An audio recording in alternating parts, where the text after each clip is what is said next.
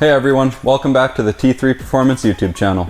Today we're going to be installing a rear wiper delete on the MK8 GTI. Don't forget to like, comment, and subscribe, and let's get to it.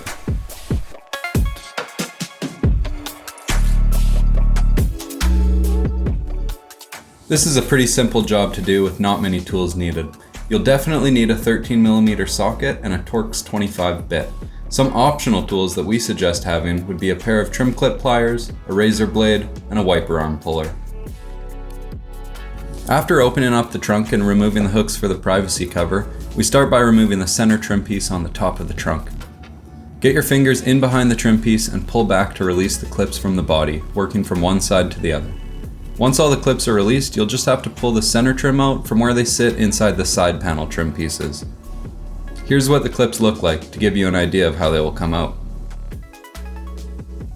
Next, remove the side trim pieces by pulling the lower portion into the middle of the rear window, and then wiggle to get the hooks out of the main trunk trim panel. If a clip stays in the body, here's how I get them out. These trim clip pliers are super helpful and are pretty cheap at most tool stores. I use a cloth behind the tool so that I don't scratch the paint on the body. To install the clips back onto the trim piece, just squeeze them together and slide them into the channel, and then give them a push so that it snaps into place. Next step is to remove the 4 Torx 25 screws, and then pull the trunk panel off. This is held in place with the same style clips, and will be easiest to remove by starting on one corner and working your way to the other side, just like this.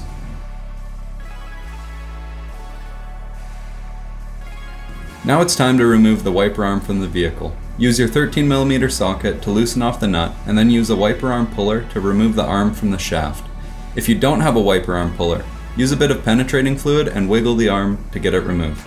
This will be a lot easier to do when the vehicle is new, but once the wiper arm and shaft start to corrode and seize together, it's usually pretty tough to get the arm off without using a puller. Open the trunk back up to remove the wiper motor. Unplug the connector and then zip tie the harness somewhere out of the way so it doesn't rattle around while you're driving. Next, there are the 3 fasteners that you can turn left with your fingers until they hit the stops, and then the wiper motor pulls straight out. Remove the stock plug from the glass by pushing from the inside. Make sure that the inside and outside of the rear glass are clean and dry in preparation of the plug install. I cleaned the plug off as well. Apply the sealant to the delete plug. Use a generous amount of sealant on the plug because you will clean off any extra later on.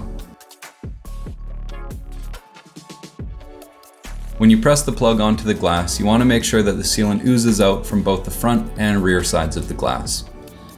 The plug doesn't perfectly fit in the hole in the rear glass, so grab a friend to help center it once it's placed on the glass. Once centered, apply pressure on the plug for a few minutes. Some people will put a piece of tape on the backside of the glass to help keep the plug in place.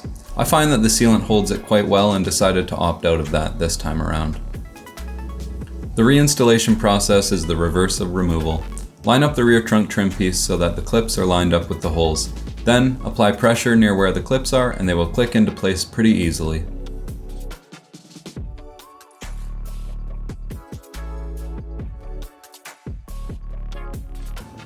The side trim panels have 2 little hooks that go into the main trunk trim panel. I find it easiest to place the trim against the glass, insert the hooks in the trunk trim panel, and then clip the trim piece into the body. If your rear glass is tinted, you'll want to be very careful so that you don't scratch the tint.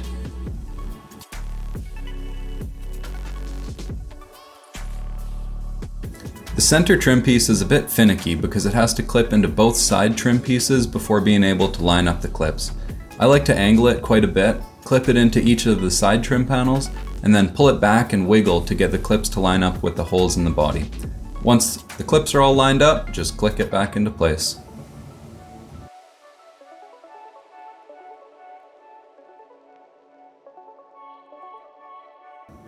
Close the trunk and look at the sealant around the outside of the plug. It should squeeze out of all sides of the plug.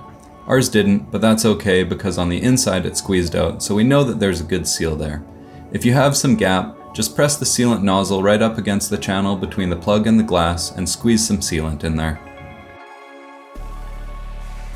There are a couple ways to go about cleaning up the extra sealant once you're done. The instructions say to wipe up the excess sealant before it has cured, but I didn't want to make a mess on the rear glass, so we waited for the sealant to cure overnight and then used a razor blade to scrape away the extra sealant. For the next few days, it's a good idea to try and keep the area clean and dry, and definitely give it a handful of days before using a pressure washer.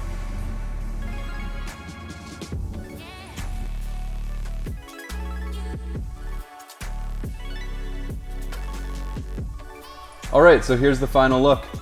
Leave a comment if you like to scratch your rear glass, or if not, and you want the sleek look, you can get it at t3-performance.ca.